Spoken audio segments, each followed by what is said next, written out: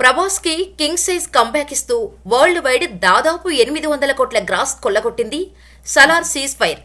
Day 1 178 కోట్లు రాబట్టి earth shattering openings ని రాబట్టిన సలార్ సినిమా ప్రభాస్ కటౌట్ని కరెక్ట్ గా వాడుకుంటే దాని ఇంపాక్ట్ ఎలా ఉంటుందో చూపించింది.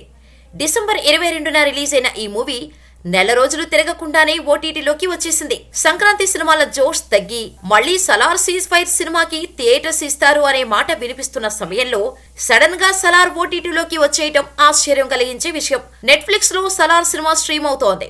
దీంతో థియేటర్స్ లో మిస్ అయిన వాళ్ళు, ఆల్రెడీ చూసిన వాళ్ళు సలార్ మూవీని రిపీట్ వేస్తున్నారు.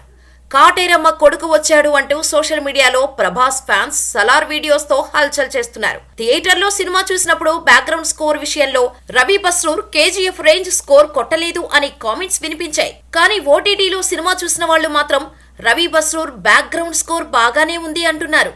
అయితే అసలు థియేట్రికల్ రన్ ఇంకా కంప్లీట్ చేసుకుని సినిమాని అప్పుడే ఓటీటీలోకి ఎందుకు వదిలేస్తారు అనేది మేకర్స్ కు మాత్రమే తెలియాలి. కేవలం 28 రోజుల్లో పాన్ ఇండియా రేంజ్ లో హిట్ అయిన సినిమాను ఎందుకు స్ట్రీమింగ్ కు ఇచ్చారు అనే విషయం ప్రభాస్ అభిమానులకు కూడా అంతుపట్టట్లేదు. సలార్ కన్నా ముందు రిలీజ్ అయిన యానిమల్ మూవీ ఇంకా ఓటీటీలోకి రాలేదు, కానీ సలార్ వచ్చేసింది.